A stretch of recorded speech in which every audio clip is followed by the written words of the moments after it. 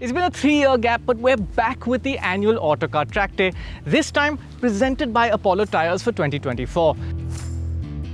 Now this time around, some things remain the same and other things have changed quite significantly.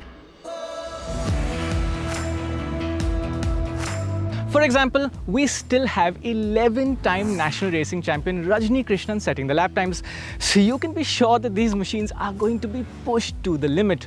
On the other hand, we're at a new and exciting racetrack, the fast and flowing CoASTT High Performance Center in Coimbatore, so you can be sure it's going to be an exciting day.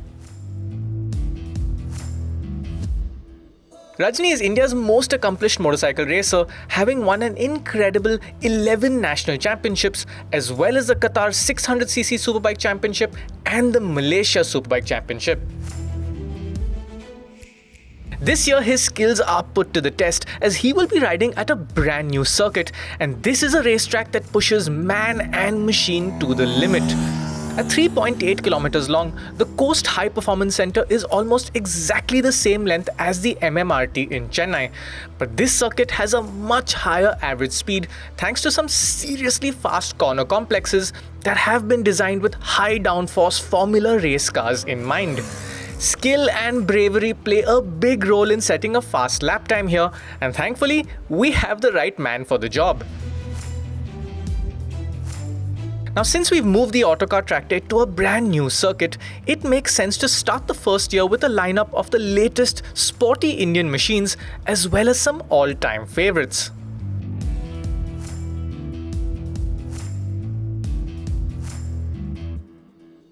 We start the proceedings with the smallest capacity bike here, but one that has earned its right of place on the racetrack, the Yamaha R15.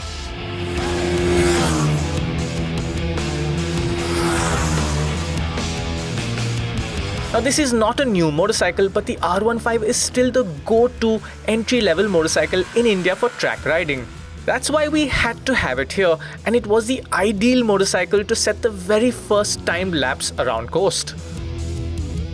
Rajini found that it has the traditional strong points of lightweight and superb handling, but with just 18.4 horsepower, the R15 does struggle on such a fast circuit, especially in the long sweeping sequence of uphill left-handers. Ultimately, the lack of outright power reflected in the R15's lap time. Despite that, Rajini says that this is still definitely the best beginner race bike in India.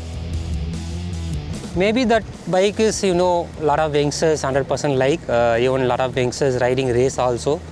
One of the very good bike to ride in the racetrack. Because a lot of beginners the joining for the national championship, they're all using R15 only. There's no other bike to complete with this bike.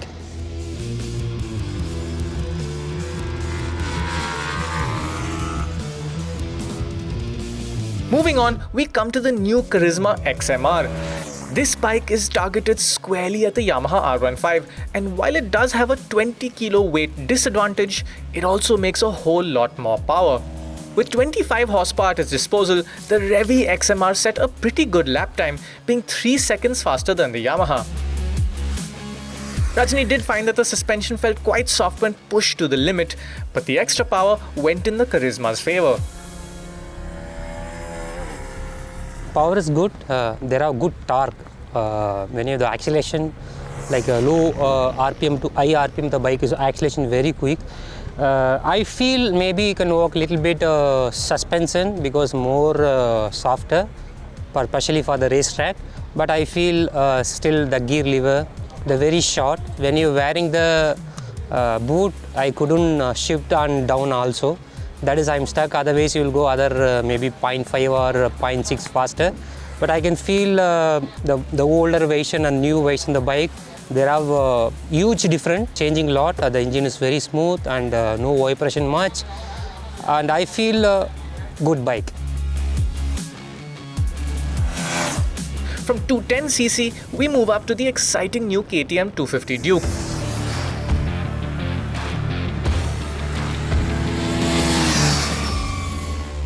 This bike has a brand new engine as well as an all-new chassis, and it really impressed us on the street. As it turns out, Rajini liked the Duke's performance on the track as well. The exciting and quick revving motor was something that he appreciated, as well as the sharp handling. Rajini was also really pleased to see that the bike came with a bi-directional quick shifter, which is something that he enjoys using on the track.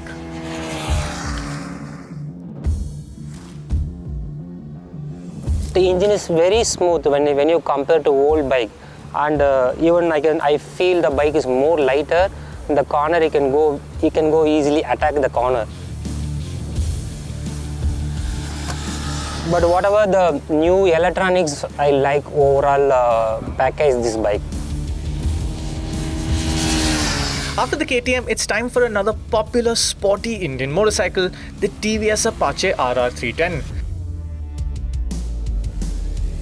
The bike we have here is the RR 310 BTO with the optional adjustable suspension, as well as a few other things, including those racy looking graphics.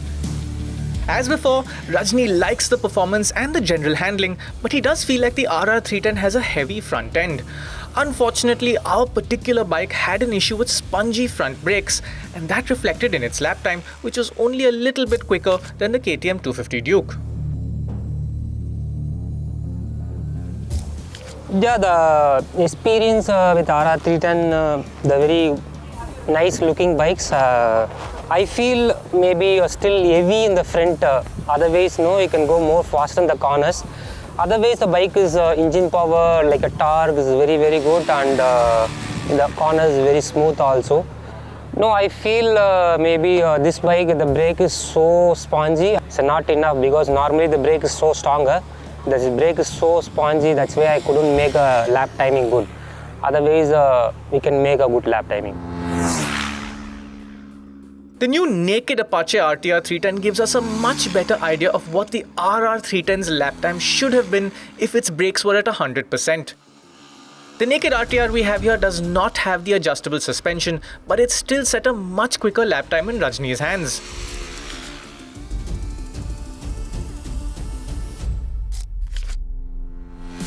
The RTR's shorter gearing also gave the bike an advantage on this track, especially when accelerating through the uphill sections. Interestingly, Rajini found the traction control system too intrusive, and his fast lap time was set with the system turned off. He also mentioned that the throttle response needs to be improved, as the bike briefly continues to accelerate even after the throttle is closed. Yeah, first of all, I'm not used to this track. This is the first day on the track. I'm not also putting many lap each bikes. I think maximum 5 or 6 lap only I'm doing. But day, like a lap by lap, I'm also improving. But compared to 310, more comfortable when I'm flipping the bike. And I told you the brake also very good. In addition to that, there was one particular feature on the RTR 310 that Rajini liked in particular. Quick shifter, no? That is really work for when you're riding the racetrack. Especially this track, there are like a flow corners. I'm putting the gears with full throttle. I'm just I'm shifting the gears only. That is used a lot of improve the lap timing. I'm happy because the TVS done very nice looking bike because naked bikes are looking very awesome. The good package to buy for the riding in the road. Next up, we move to a bigger, faster naked bike, the formidable new KTM 390 Duke.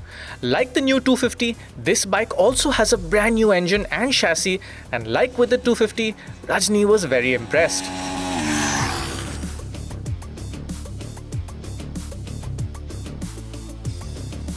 Yeah, bike is nimble in the corner because of the more lighter in the front.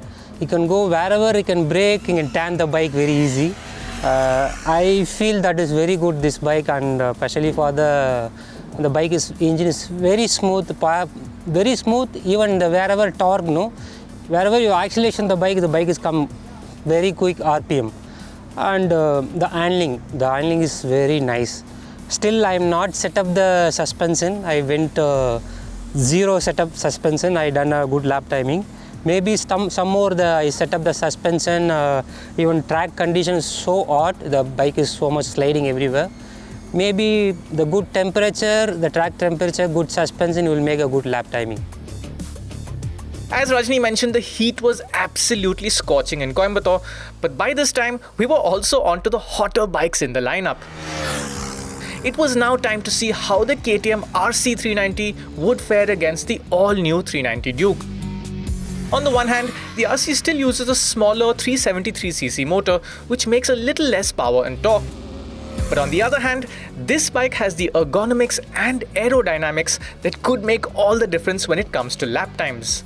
Ultimately, the RC was a little slower than the new Duke, but Rajini says that was because he was facing some false neutrals while shifting from 4th to 5th gear.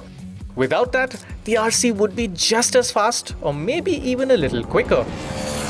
The bike is power delivery is very good, and you can see the very smooth power also. And I feel only, especially this bike, I don't know what complaint. When I have 4th to 5th gear changing, again is mid neutral for the 4th gear. I couldn't set up the lap timing this bike because I tried 4 to 5 lap. The 4 to 5 lap, same thing happened for me, and especially in the fast corner. That's why I miss lap timing, but otherwise the bike is very, very good. And yeah, new orange look awesome. And now, it's time for what is surely the most exciting bike in this year's lineup, the all-new Aprilia RS 457. And right away, the Aprilia lives up to the hype by thoroughly smashing the lap times set by the KTMs. In fact, the RS 457 almost sneaked under the 2-minute mark, and Rajini says that it will easily go quicker if he has a bit more seat time and can set up the preload adjustable suspension. All in all, he was really impressed, and this is what he had to say. You can say like a proper race machine, because more lighter. Okay, you can attack the corners very easily. Okay, when I sit the bike, because first time I'm riding this bike, so awesome to the corners. The carry through the corners, not yet missing one line. You want to attack the braking, like leaning angle. So everything very perfect. That's why you can say like the chassis build by actually this for racetrack. The compare any other bike in India, this is awesome bike to ride in the racetrack, I can say. Before we move on, it is worth mentioning that the coast circuit does not have repeated multiple hard braking zones. So the RS 457 did not exhibit the brake fade issues that we faced at the first ride event on the Curry Motor Speedway. Our final bike of the day is the only one that is not made in India, the Ducati Monster SP.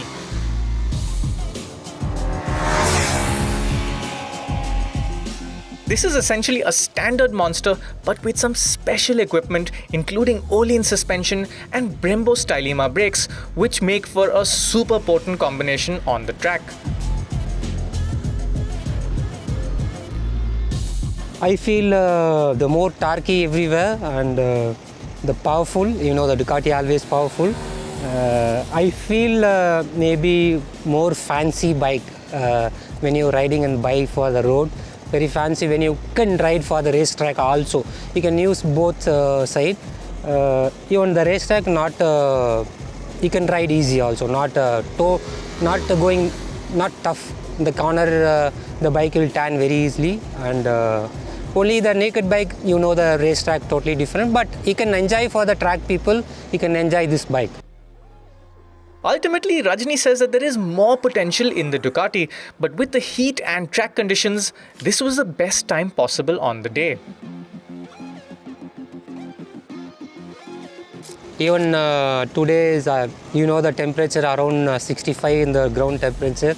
I'm totally dry now because all the bike to ride. And the final I'll go this bike, I'm already gone out. Maybe one day, like a fresh day, you will make a lap time is very good lap timing. You can go at least some 3 to 4 seconds faster. In fact, what Rajini said there perfectly sums up this track day. Faster lap times will surely be possible, but there were some constraints this time around beyond the extreme heat. For example, the curbs and the runoff area still need to be finished, and some corner apexes had a loose and dusty surface. In the cars, this was less of an issue, but the bikes will have plenty to gain the next time we return to the Coast High Performance Center. Until then, this has been a fantastic return for the Autocar Track Day, and we're already dreaming up the next one.